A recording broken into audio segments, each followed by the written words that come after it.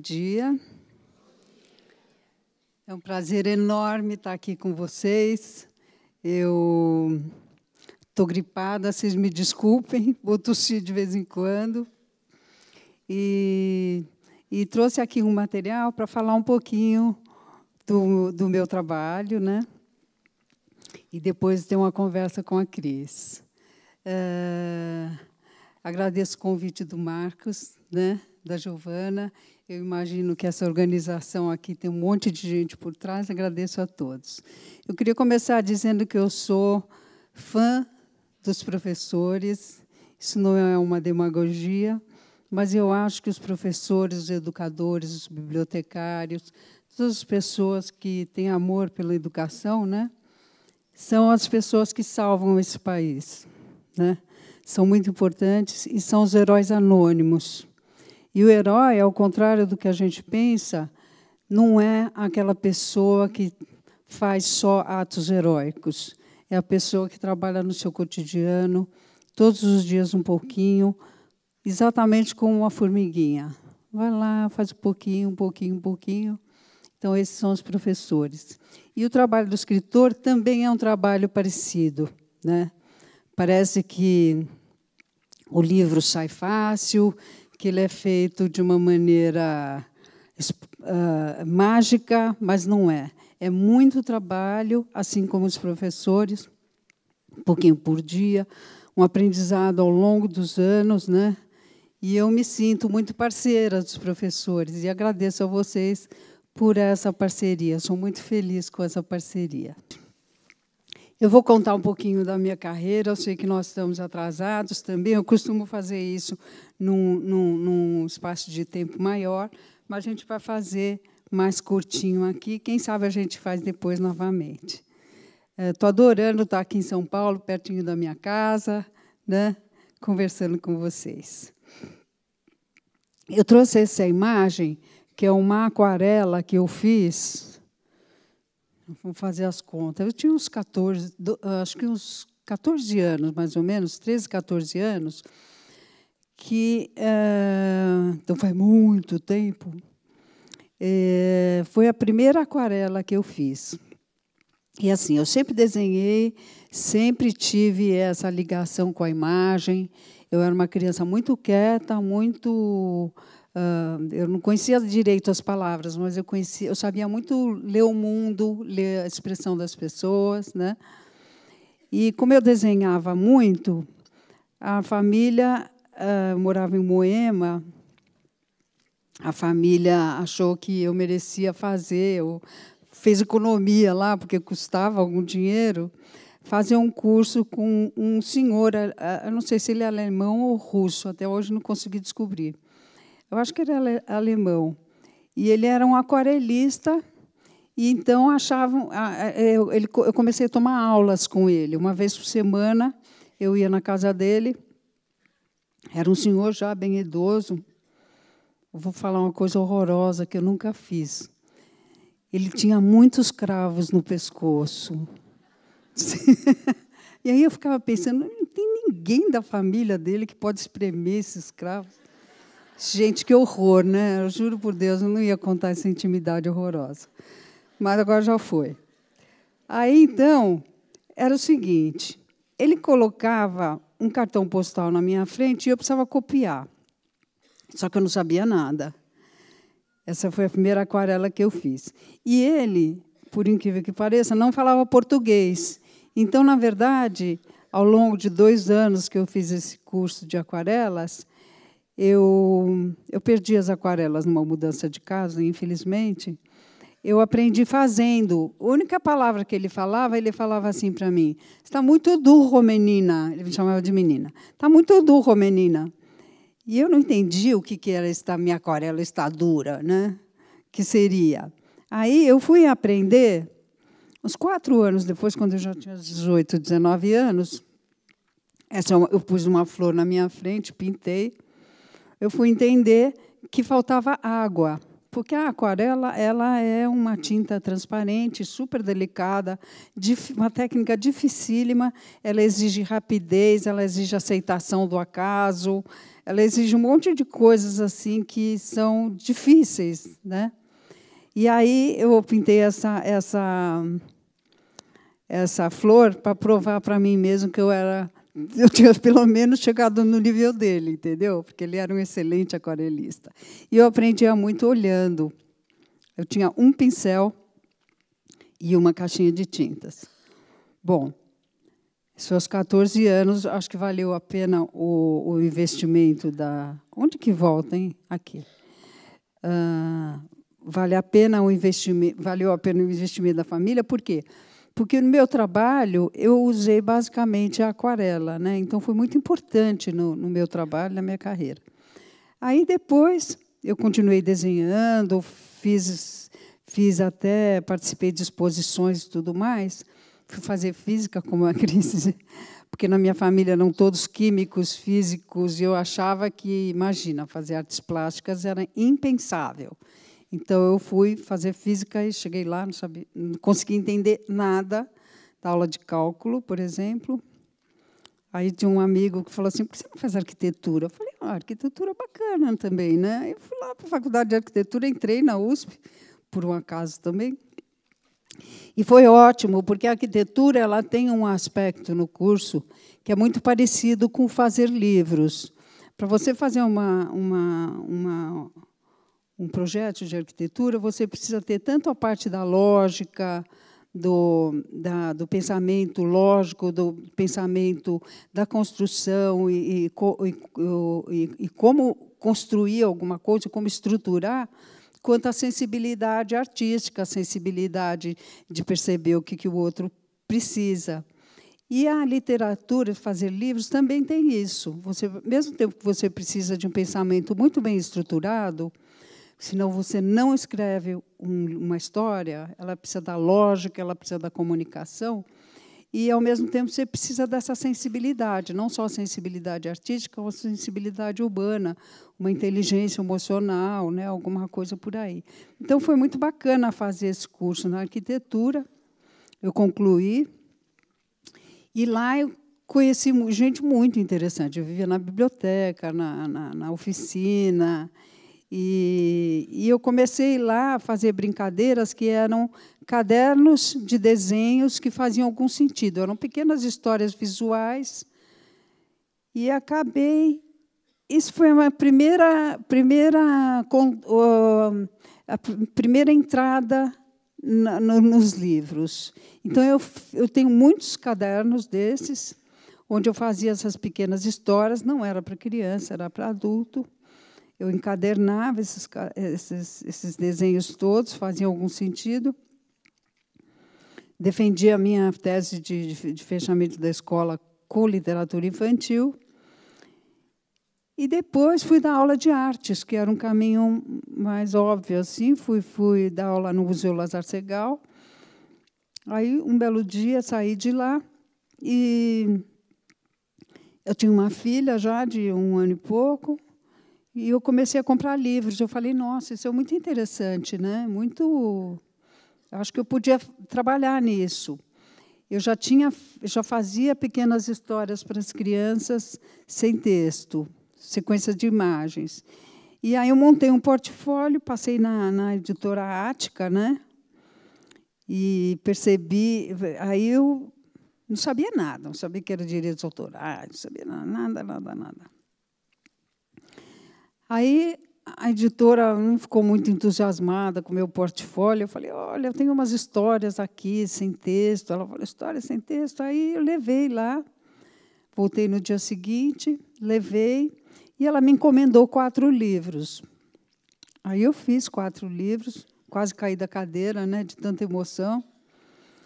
E, na verdade, eu fiquei bem insatisfeita com esses livros. Eles, na verdade, fizeram sucesso, as pessoas gostavam, mas eu achei que ficou muito ruim, porque eu já tinha uma carreira artística, eu já tinha um trabalho com uma qualidade, né, na pintura, né, na gravura, fazia uma série de coisas. E eu sentia que o meu trabalho estava muito limitado, né, no livro. Mas eu fui em frente, né, e acabaram, por causa dessa coleção, acabaram me convidando, a Cecília Zione, da Folhinha de São Paulo, me convidando para fazer uma tirinha ali. E eu fiquei muito feliz e acabei, essa é em 1982, uma tirinha onde, a primeira tirinha onde aparece a bruxinha, que depois ficou 4 anos, eu fazia histórias semanais, e eu aprendi muito sobre narrativa fazendo essas pequenas histórias de 5 ou 6 quadros. Porque toda semana, você vendo publicado, você tem mais retorno de você mesmo, você olha com outros olhos quando está publicado. E aí você percebe onde furou a lógica, o que aconteceu, e é difícil contar histórias tão curtas, né? Continuei fazendo, publiquei livros da bruxinha, e embaixo, quase 20 anos depois, eu republiquei esse trabalho e eu coloquei aqui uma coisa ao lado da outra para vocês verem o quanto mudou o meu traço, né? Quanto ele ficou mais sutil, mais, eu diria, sofisticado, mais interessante, mais expressivo, né? Uma sutileza na expressão. E esse é o antigo, né? Esse é o trabalho antigo. E essas histórias, eu tinha, então, que dominar uma linguagem da expressão do desenho. E é uma linguagem que a criança está muito acostumada. Ela entende essa linguagem visual, da expressão do corpo, do rosto, muito antes de entender as palavras ou saber ler e escrever. Então, por isso que os livros, a gente nunca faz essa pergunta óbvia, por isso que os livros infantis têm imagens. As crianças decodificam as imagens, né, antes de decodificar o texto. E aí são coisas universais. Então, se todo mundo aqui fizer cara de nojo, por favor, façam cara de nojo.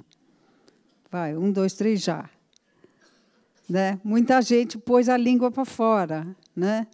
Então, é muito engraçado, porque o corpo tem uma linguagem universal, é uma reação física que acaba, né? A gente acaba entendendo no nosso psiquismo o que aquilo significa. Tanto aqui quanto em qualquer outra parte do mundo, eu posso não falar a língua, mas eu entendo a linguagem do corpo.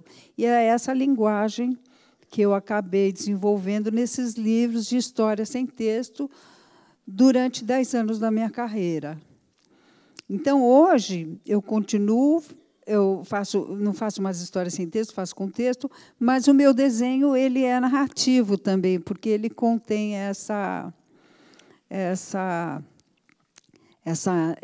esse domínio da linguagem do corpo, que é universal, é um código que eu não posso romper, senão eu não comunico. Tá? Então, a graça toda e o final está no desenho. E é muito sutil, então eu preciso, às vezes, 1 milímetro para cá, 1 milímetro para lá, faz diferença. Então, eu preciso estar muito concentrada, muito no domínio. São desenhos feitos a lápis, né? Nesses primeiros 10 anos, eu comecei a fazer livros com pequenas frases. Essa é um dos primeiros livros com textos, com brincadeiras, jogo de palavras, que você troca. Então, tem uma segunda edição em 2002, e 10 anos depois, mais uma edição. Eu suponho que eu tenha melhorado a imagem, né? Que são rimas, né? Talvez vocês conheçam. Você troca um lobinho delicado por um chapeuzinho malvado, onde eu faço uma brincadeira e o humor ele não é depreciativo, ele é um humor do absurdo, que eu gosto mais, né? Porque ele não deprecia, né, dá risada do outro, dá risada de uma situação inusitada. Então, aqui eu trouxe o segundo desenho para vocês verem como ele foi ficando mais anguloso, mais sofisticado, com mais cores, né? Aqui, em 94, aconteceu uma coisa, acho que 15 anos depois de eu começar a carreira, um pouco menos, uns 12 anos depois de começar a carreira, eu estava inventando uma história da bruxinha e começaram a aparecer personagens diferentes. E era uma história tão complexa que não dava para contar só com desenhos. Então, eu, digamos assim, me vi na contingência de escrever, só que eu não sabia, eu não dominava a língua, assim como eu dominava a linguagem visual. E aí eu tive que ter uma quantidade de cara de pau e de ousadia para escrever e publicar. Eu sabia da minha limitação, então fui estudar, fui entender. Esse livro publicado, então, em 1994, foi reformulado em 2012. E, pela primeira vez, eu tive vontade, eu, nessa época, ainda ilustrava também muito livro de outros autores, de fazer um trabalho mais sofisticado, de desenho mesmo. Só que, naquela época, eu ganhava muito... Eu não, né? Todos os ilustradores ganham muito mal. O trabalho de ilustrador... Desculpa estar falando rápido, gente, é porque a gente tem pouco tempo, viu? Se estiver muito rápido, vocês me avisam, tá? Eu ralento. E, nessa época, a gente ganhava mal. Infelizmente, os ilustradores continuam ganhando muito mal. E eu tinha que ilustrar, para sobreviver disso, eu tinha que ilustrar um livro cada um mês e meio, que é um absurdo, assim, é um absurdo dos absurdos. Então, obviamente, que o trabalho não ficava tão bem feito. Aí eu falei, não, esse aqui eu quero caprichar. Então, eu pedi dinheiro emprestado para minha irmã, ela me emprestou. Ela não era muito mais... Ela não tinha muito mais dinheiro que eu, mas ela tinha mais bom senso, ela guardava o dinheiro. Aí, até hoje, ela é mais ajuizada. Aí ela me emprestou o dinheiro e eu usei longos 3 meses para fazer esse trabalho. Hoje eu levo 1 ano, 2 anos para fazer um livro. E aí era um trabalho que tinha rascunho, tinha perspectiva, tinha passear limpo, tal, com aquarela mais... Era um desenho mais caprichado, mais bem feito, mais sofisticado, que me dava muito mais satisfação. E aí, então, esse é um desenho do 2º livro dessa coleção.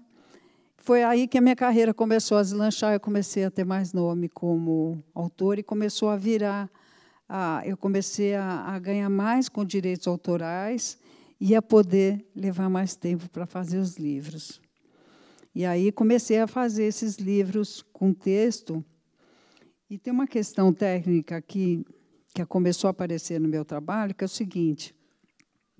Quando eu fazia esses trabalhos com aquarela, acontecia muito da espontaneidade ficar no rascunho. Por quê? Porque o papel de aquarela ele é todo delicado. Eu não posso desenhar e apagar o papel da aquarela.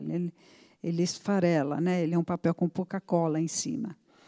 E aí, então, comecei a buscar outras técnicas para não ter que fazer rascunho. Então, esse é um livro que se chama Sorumbática, que é um livro feito em cima de papel colorido, com guache.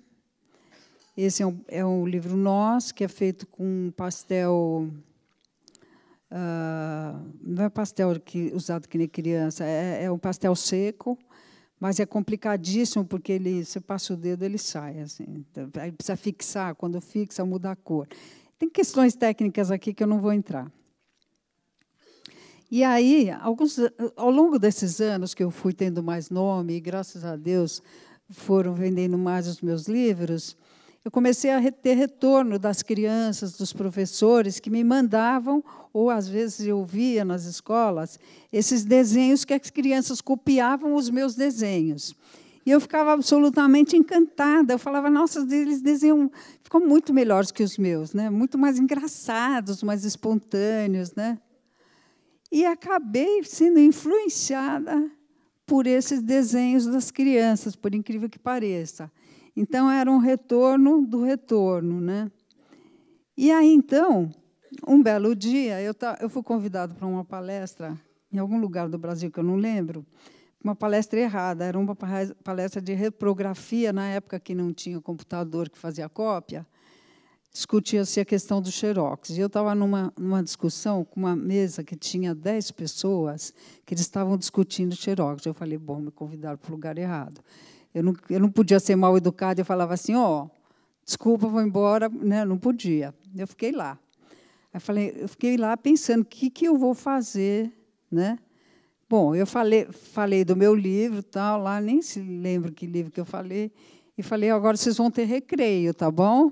Aí, voltei. Mas, de qualquer forma, eu fiquei 2h30 naquela mesa e eu não tinha o que fazer, eu não estava interessada no assunto. Então, eu fiquei desenhando, eu tinha uma caneta Bic e papel. E saíram esses desenhos, eu trouxe um deles, saiu um monte de desenho com umas criaturas muito esquisitas, né? Que era uma coisa nova no meu desenho, uns sujeitos muito feios, muito cabeludo, muito peludo, né? E isso originou um livro novo. Eu sempre adorei matemática, primária, claro, né? Não chega ao cálculo. E sempre fiquei indignada como que as pessoas dos livros de matemática da minha infância repetiam sempre. Dona Maria ia na feira, comprava bananas e laranjas, só. E a conta era uma dúzia menos, não sei o quê, blá, blá, blá, blá, blá, blá, quantas frutas, quanto dinheiro. Eu falei, nossa, mas isso dá muita história. Então, eu escrevi esse livro dos problemas da família Gorgonzola, que são, acho que, 14 ou 15 histórias, que sempre com uma questão matemática, absolutamente inspirada nesse desenho, nesse desenho que eu tive. Deixa eu voltar. E foi uma coisa muito interessante, porque esse desenho, esse livro, eu acabei ilustrando num papel diferente, num papel mais duro, um papel que favorece o desenho e não a pintura. E como o forte do meu trabalho é o desenho e não a pintura, eu acabei, dali por diante, fazendo sempre as minhas ilustrações nesse papel que eu não uso rascunho. Aí a aquarela ela fica um pouco prejudicada, mas tudo bem. Até que eu fiz um livro que exigiu rascunho, porque a história era muito complexa, porque eu já tinha nome, graças a Deus, nessa época, e eu levei 2 anos para fazer esse livro. Bom, é um livro que se chama Cacuete. Eu vou mostrar para vocês a diferença entre um rascunho e a arte final. Isso tem muitas camadas de aquarela, muito trabalho. Então, para vocês entenderem a força de um rascunho, e aqui o resultado final. Ele é muito mais sofisticado, mais elegante, mas ele perde aquela força. Então, ainda estou nessa batalha de como conseguir fazer um trabalho que tem essa força do rascunho. Ainda não consegui. Aí eu lancei um livro Filva, que também foi um livro marcante, porque, pela primeira vez, esse personagem tinha tanto sentimento, assim, tanto eu consegui. A coisa mais difícil num livro é você conseguir transportar a humanidade e fazer um personagem que exista mesmo, que tenha vida própria e que tenha sentimentos, contradições, conflitos como a gente. E esse personagem, meio sem querer, acabou ficando um personagem cheio de... a hora está em vermelho agora. Está acabando o meu tempo. Bom, ele é um coelho poeta. Ele é super nervoso, ele tem problemas porque ele tem uma orelha mais curta que a outra. Quando ele era pequeno, ele teve que usar um aparelho que se chama estica-orelha. E o livro inteiro é escrito... Tadinho, dá uma pena, né? Ele é inteiro escrito com... Ele toma remédios. Aqui. Por sorte, tem uma moça que ele é poeta, ele lê os poemas dele e salva ele dele mesmo. Esse livro ele é escrito inteirinho, com diversos tipos de texto, né? Manual, bula de remédio. A história foi inventada um pouco em relação a isso, né? Poemas, etc, etc. Então, ele tem uma parte final toda que explica essas pequenas tipos de texto, né? É um livro que me deixa satisfeita, assim, um livro que eu percebo que os professores acabam usando na escola. Esse é um livro de 2 anos atrás, Drufts. Foi um livro que começou com uma brincadeira. Eu, em espera de restaurante, eu costumo almoçar com meus filhos em restaurante. Hoje não mais, porque está muito caro, né? Pelo amor de Deus. Se tiver algum dono de restaurante aqui, desculpa, viu? Mas eu, na espera, eu ficava brincando de fazer barquinho de papel, o chapeuzinho. Isso aqui é uma cebola, gente. Ó, só para fazer os outros dar risada, né? E aí, um belo dia, eu escrevi e falei assim, eu vou fazer um livro com esses negócios, vou fazer caprichado. Aí, isso aqui é uma luva, né? Aí, comprei um monte de coisa lá na 25 de março, isso aqui é EVA, e fiquei fazendo experiências, tal. E aí, não dava certo, porque eu falei, o que eu vou fazer com essas experiências? Aí, eu cheguei à conclusão que você dava para fazer retratos, porque não dava ter um personagem, não tinha mão, não tinha nada, né? Isso aqui, por exemplo, é uma família que a mãe... Essa história não entrou no livro. A mãe era louca. Aí tem esfregador na cabeça. Aliás, essa foto foi feita na frente do congelador, porque estava derretendo tudo, estava escorrendo a cola, assim, as coisas caíam, então fez foto. Aí a mãe era louca demais, essa história não entrou. Mas isso para você ver o avesso da minha mão. Eu fiquei com problema no ombro depois de tanto fazer esse livro. E, no fim, eu inventei que esses retratos podiam ser retratos de família. Inventei depois, por último, uma professora. E aí é um livro com 15 ou 16 histórias de famílias. Então, por exemplo, aqui é a família Tampinhas. Então, tem tampinha de shampoo. Essa é uma família que briga. A guerra dos tampinhas, né? Então, tem todo tipo de família. O que parece que está sendo bem bacana para as crianças, porque elas falam assim, minha família não é fora do normal, entendeu? Minha família tem família pior do que a minha. Aí tem a família Uis, que todo mundo é estragado porque eles trabalham numa fábrica de canivete. E no dia que a fotógrafa, depois eu tive que refotografar tudo, no dia que a fotógrafa foi fotografar essa foto específica, meu dedo todo maquiado, sei lá, aqui tem duas mãos. Lá no cantinho à esquerda era o primeiro projeto. Eu ia fazer um bonequinho com sangue, né? Aí a minha fotógrafa cortou o dedo num caquinho de vidro que tinha no papel de fundo, você acredita? Essas coincidências que você fala, não acredita, precisa fotografar e contar para todo mundo. Aí, essa é a família Grooves, é uma família estressada porque os pais trabalham,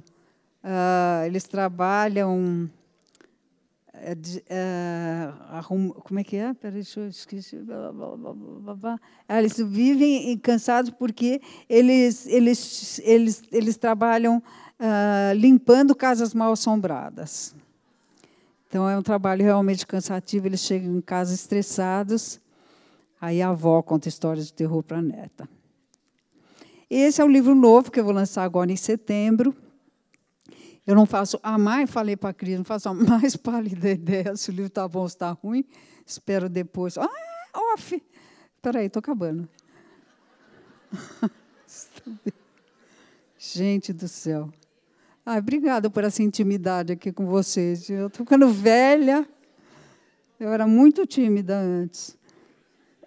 Aí, esse é um livro de pequenos contos, são 22 contos de gente tantã. E aí, nem todos os contos eu desenhei o personagem. Então, tem um recadinho no final do livro que as crianças precisam procurar aqueles personagens que não foram ilustrados, eles estão na capa. Então, eles precisam identificar, tem uma dica ali, cada um tem uma dica, quem são os personagens dos contos que não foram contados. Esse aqui eu trouxe um dos desenhos que eu mais gosto. Eu fiz a loucura de fazer com lápis de cor. Então, tem lápis grafite, lápis de cor, para conseguir esse cor-de-rosa, assim, uniforme, só sendo louco mesmo, né? E aqui eu trouxe para vocês um conto. Aí a gente encerra, tudo bem? Vou passar um minutinho. Posso contar? Ele é curtinho, ele só tem 2 páginas. Chama Veneno. Outro dia, eu estava no quintal da minha casa e ouvi a vizinha falar sozinha. Ela é minha amiga e é um pouco matusquela, sabe? Aí, de repente, ela disse: lá em cima do piano tem um copo de veneno. Quem bebeu morreu. O azar foi seu. Eu estava prestes a subir no banquinho para falar com ela pelo muro e dizer para não deixar ninguém tomar aquele copo de veneno, quando lembrei o que ela disse: quem bebeu morreu. Alguém já devia ter tomado veneno. A coisa era séria. Melhor tocar a campainha e ver se dava tempo de salvar a pessoa. E se a vítima tivesse morrido? Fiquei furiosa com a falta de juízo da minha amiga e gritei por cima do muro mesmo: Décia, que perigo! Quem foi o irresponsável que deixou um copo de veneno em cima do piano? Eu não tenho piano nele. Onde está o copo, então? Tem um copo em cima da mesa. E quem morreu? Perguntei aflita. Meu periquito morreu, fiquei triste.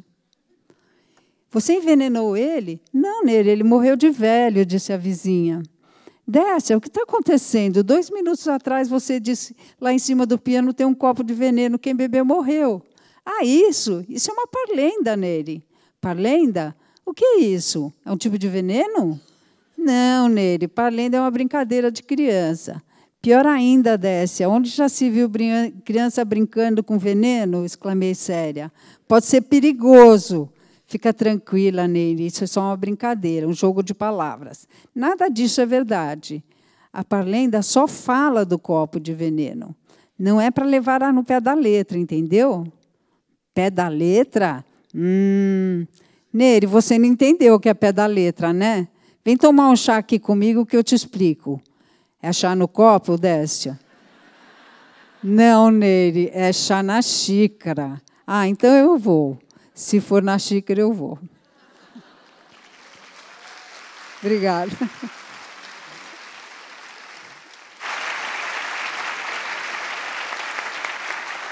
Obrigada. Eu vou fazer só um minúsculo comentário a respeito desse conto e por que eu trouxe ele, porque é o seguinte. Eu tinha escrito o conto e não tinha nada disso. Não tinha vizinha, não tinha...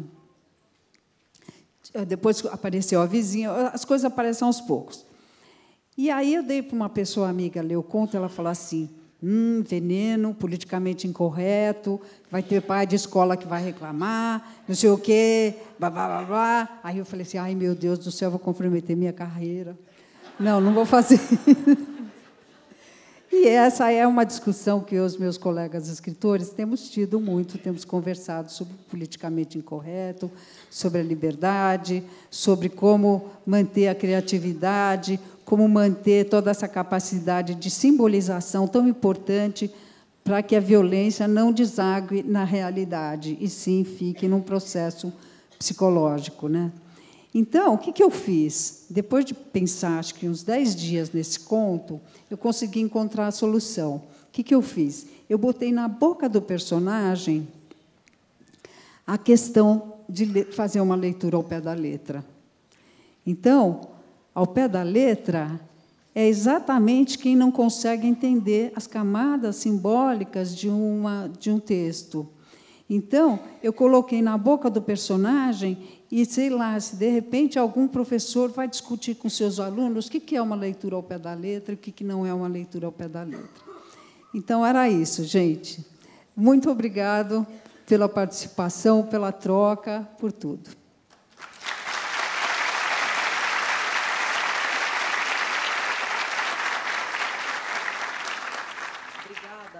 A gente vai continuar falando, então.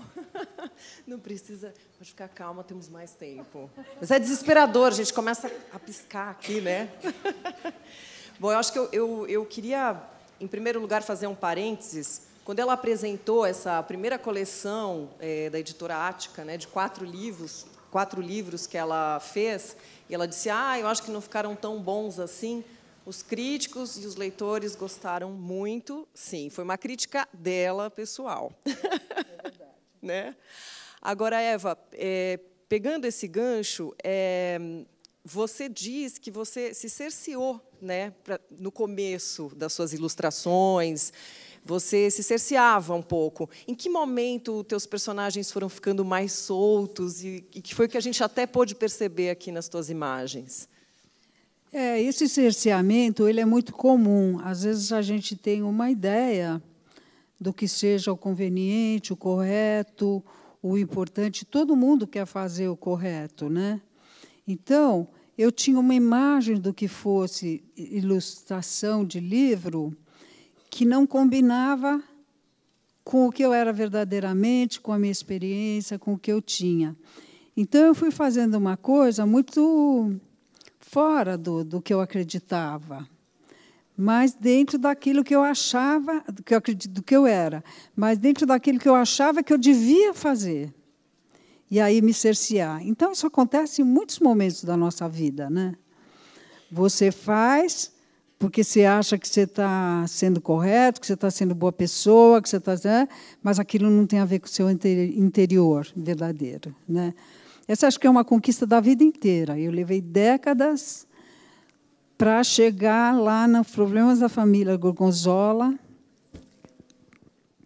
fazer o super correto, super bem feito na Bruxa Zelda, né, aquele livro mais sofisticado, em 94, para conseguir ser mais livre, mais eu mesmo, chegar na minha essência, depois do ano 2000, começando com os Problemas da Família Gorgonzola. Então, é uma libertação, mas é uma longa conquista. A gente acha que isso é óbvio, mas não é nada óbvio. É uma longa conquista. Também tinham as limitações, né? Porque, por exemplo, você começou a fazer as tirinhas da bruxinha e o jornal, você não tinha cores na época, né? Nos anos 80. Então, você tinha essa limitação e você tentava brincar com essa sombra, com essas texturas no seu desenho. E as limitações de fora, elas também até favorecem a criatividade. O jornal era só preto e branco, não tinha cor. O cinza ele dá um desenho meio deprimido, eu queria uma coisa mais feliz, e eu acabei inventando essa coisa da roupa dela com pontinhos brancos para ficar mais feliz. Deixa eu fazer só um parênteses aqui, que parece que eu estou sendo incoerente, porque o trabalho da bruxinha, a bruxinha era um desenho espontâneo, mas ela estava localizada na tirinha. No livro, eu não conseguia a mesma espontaneidade que esse trabalho semanal. Louco, né? Só dei conta agora. Olha só. Olha só, está vendo? Bacana. É o processo criativo que é eterno. Eterno. Agora, você ficou, como você falou, durante mais ou menos 10 anos trabalhando só as imagens, e depois começou a trabalhar os textos. Hoje, que você trabalha as duas coisas ao mesmo tempo, quer dizer, ao mesmo tempo não, o que é que vem antes? É o texto ou é a imagem? Olha, aquelas histórias dos primeiros 10 anos, elas eram criadas com imagem, né? Então, eu fechava o olho, entrava em contato com algum departamento que eu não sei qual que é, um departamento secreto, e as imagens iam acontecendo, e eu, de alguma forma, conversava com a lógica, com a estrutura, para montar uma história. Hoje, que eu escrevo no computador, as histórias começam no texto, mas elas são completamente imagem, e uma grande dificuldade é contar a imagem com palavras. É dificílimo, assim, é quase impossível. Aliás, é uma grande dificuldade hoje, porque a imagem ela é sedutora, né? A gente tem isso com as nossas crianças, né? E ela é mais acessível do que as palavras, né? As palavras vão para um departamento do cérebro, passa para outro, sei lá, faz todo um caminho lá dentro, transforma em emoção, em alguma coisa, em significado, para depois eu me emocionar. A imagem é direto e é óbvia, né? Ela é imediata, né? Ela é mais fácil e mais sedutora. E qual que é o teu acesso para esse mundo imaginário? Porque são diversos personagens, um muito diferente do outro. Como você mesmo fala, personagens que vêm do absurdo, surreais também. Qual que é esse teu acesso? Que universo é esse? Olha, acho que é porque eu sempre fui uma criança muito introspectiva. Algumas pessoas são assim, outras são extrovertidas, né? Elas se ligam na realidade, elas para ver se põe casar quando ela ouve o noticiário, né? Então elas se energizam numa festa, numa reunião de família. As introspectivas são o oposto. se desenergizam na festa, se desenergizam coletivamente e se energizam quando estão sozinhas, porque elas têm um universo interno. Não tem nenhuma melhor do que a outra. São características humanas diferentes que já foram estudadas. E eu sempre fui muito introspectiva com esse universo interior. Eu acho que tem muita gente, muita criança que é assim. E a maior alegria para quem é uma pessoa introvertida conseguir manifestar isso, constelar isso num trabalho e manifestar e passar para as outras pessoas, porque é um universo muito fechado, né? É misterioso, a gente não entende direito. Eu vi numa entrevista que você disse que uma das coisas que também te ajudaram aí, né, foi a sua hipermetropia, porque você vivia um mundo de imagens que você não enxergava. Isso é real? Eu tinha 8 graus, agora eu já operei a vista, mas eu tinha 8,5 graus de hipermetropia e não conseguia ler direito. A letrinha lá dá uma embaralhada. Então, eu olhava as imagens eu conseguia ver, e acho que eu ficava imaginando as histórias, entendeu? Então, isso, de alguma forma, alimentou ainda mais esse universo de fantasia. Depois, eu precisei fazer todo um trabalho para também sair desse universo das fantasias, aprender a pagar conta, organizar uma casa, né? Cuidar de filho. Aí, né? Hoje em dia, eu sou relativamente... Agora, é um universo que também traz muito dos conflitos humanos, das crianças, dos problemas. Um grande exemplo é o coelho. Eu vou tentar falar, gente, para mim é um trava-língua, né? O felpo filva. Que tem essa questão da orelha mais curta que a outra. Então, são questões que as crianças se identificam, né? O teu trabalho traz muito dessas questões. Eu acho que não só o meu trabalho, eu acho que a literatura infantil e juvenil é um espaço privilegiado, que não está a serviço de nenhum produto, não está a serviço de vender nada. É um espaço com uma liberdade intrínseca, né? Faz parte da natureza desse trabalho, onde o foco principal é o ser humano. Pode até ser coelho, sei lá, urso, o que for, mas eles são humanizados. Então, o foco disso é discutir a nossa condição humana, né? Porque vocês vão me convir que não é tão fácil assim, né? Crescer, organizar a vida, ser feliz, aquela coisa toda assim. E principalmente num tempo como hoje, aceitar as nossas contradições, aceitar os nossos conflitos e lidar com isso. Hoje é um tempo complicado. A gente saiu de sistemas patriarcais, onde eu tinha uma estrutura, onde eu tinha uma autoridade e um monte de gente obedecendo aqueles padrões, aquela norma de comportamento. E nós fizemos uma longa transição no século XX, né? Guerras, psicologia, revolução da contracultura no meio do século, um monte de coisa, o Darwin, né? Um monte de revoluções muito estruturais que mudaram a sociedade, que a crença passou, esse sistema autoritário foi desacreditado e passamos a acreditar na democracia. Eu não estou falando que nós estamos em plena democracia, nós passamos a acreditar na democracia, né? E acreditando na democracia, né, esse endeusamento até excessivo da liberdade, a gente tem uma era nova onde a gente praticamente precisa aprender um monte de coisas, principalmente os educadores. Não é complicado ensinar matemática, números, língua. Não, complicado é o comportamento. Complicado é você saber se você privilegia a liberdade de uma criança ou se você impõe uma regra e fala assim, não, o coletivo é o mais importante. O que eu vou privilegiar? O desejo individual ou coletivo? Nós estamos nessa discussão e a gente ainda não tem nada muito pronto. A gente está na experimentação, e a experimentação ela angustia. E não só a gente está com essa, digamos, abacaxi, não, desculpa a expressão, eu também sou mãe e avó, a gente tem essa dificuldade, essa angústia, né? e não sabe bem para onde ir. Mas, eu garanto, a gente está num momento histórico de transição, a gente não está no caos. Está num momento histórico de um sistema que foi demolido, e estamos agora brigando, né, se a gente vai para frente ou vai para trás. Né, a gente está aqui nessa discussão. E o livro infantil é um espaço de discussão disso. O livro infantil em parte, usado pelos professores para ajudar nessa questão coletiva, porque ele é uma brincadeira, ele tem a parte lúdica, as crianças se interessam, né? E eles discutem exatamente essas questões humanas. Então, é muito importante, nesse momento, essa discussão. Agora, pegando esse gancho, como é que a gente estimula as crianças? Como é que você enxerga isso?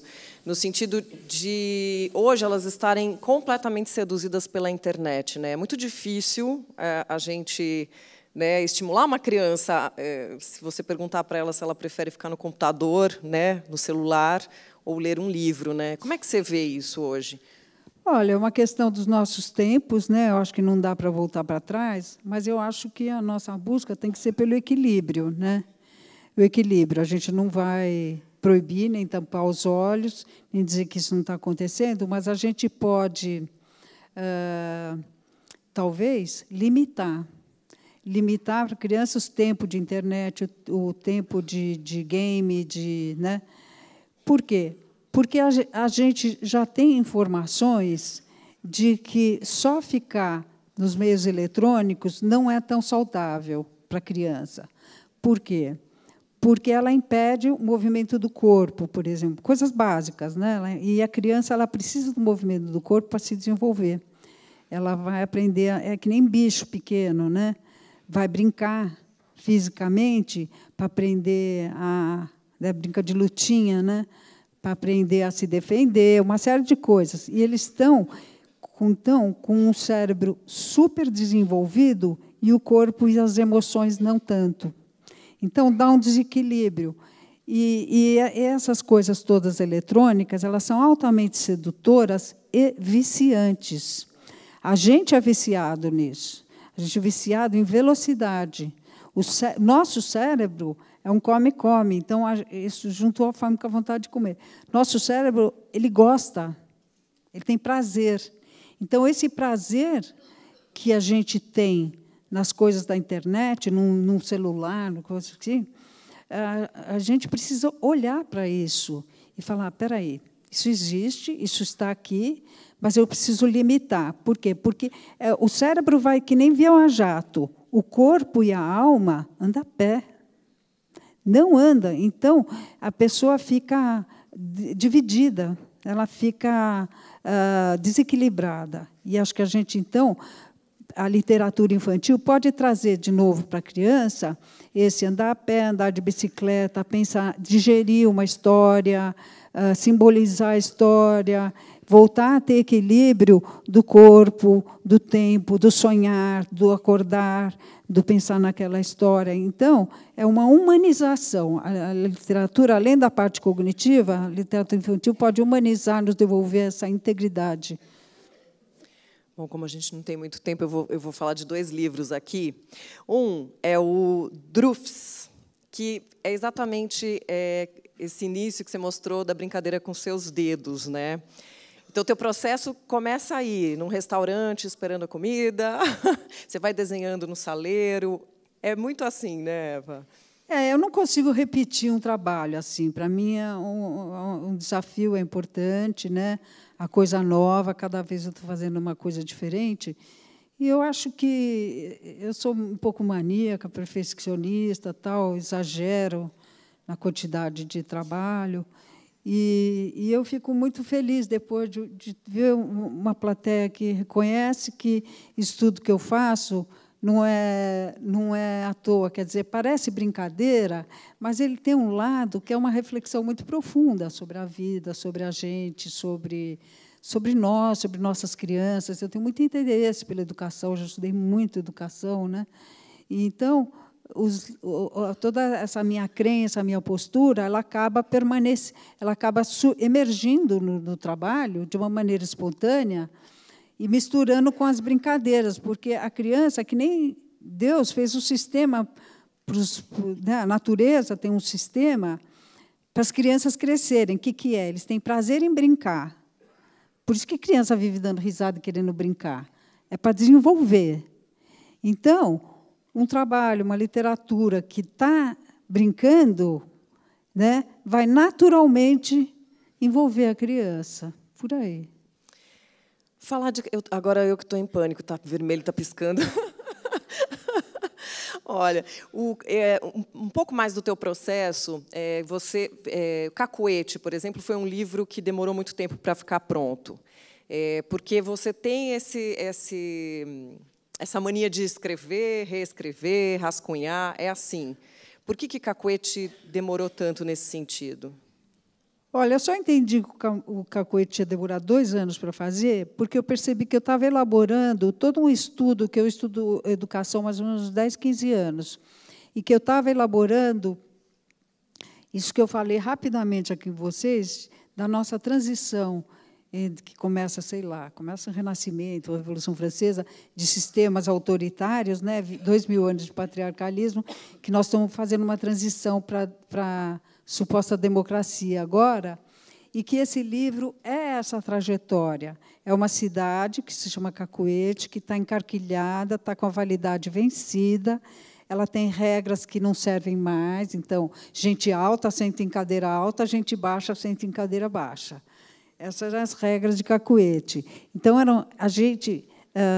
aí o que acontece? Aparece uma bruxa, que rapidamente aqui quebra todo esse sistema e a cidade muda completamente e eles têm que estudar para entender qual é a nova regra. Então, isso está acontecendo na nossa vida a todo momento. Às vezes acontece no nosso casamento, às vezes acontece com o surgimento de um filho novo, às vezes acontece com uma mudança de emprego, com uma mudança de casa. Às vezes as coisas saem do lugar e a gente tem que reformular e dar essa chance para o renascimento, mas um renascimento estruturado, né? E o Cacoete fala disso, fala de mudança das coisas que estão com a validade vencida e precisam ser mudadas. Por exemplo, vou só dar um exemplo na minha reflexão sobre educação. Respeito. Respeito é um valor fundamental. Antigamente existia uma regra que era assim: ninguém pode pôr o cotovelo em cima da mesa. Vocês lembram disso? Só que as pessoas continuam não pondo o cotovelo. Vocês sabem por quê? Ninguém sabe por que não pode pôr o cotovelo. Por quê? É uma regra antiga, porque colocar o cotovelo na mesa, numa família de 10 filhos, numa mesa pequena, era falta de respeito com quem está do lado. Eu estou ocupando mais espaço do que eu devo ocupar. Então, eu fico assim.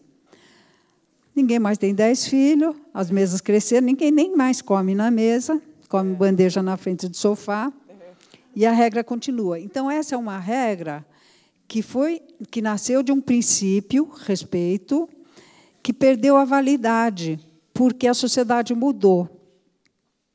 Então, a gente precisa reatualizar esses princípios com regras que tenham a ver com o nosso tempo. Então, por exemplo, nós estamos pensando ainda o que fazer com o celular na sala de aula, o que fazer com o celular com jovens trabalhadores numa reunião. Então, é a questão do respeito, mas a gente ainda não tem a regra bonitinha. Então, são regras com a validade vencida e a gente está precisando refazer essas regras para o mesmo princípio que continua igualzinho, importante, respeito.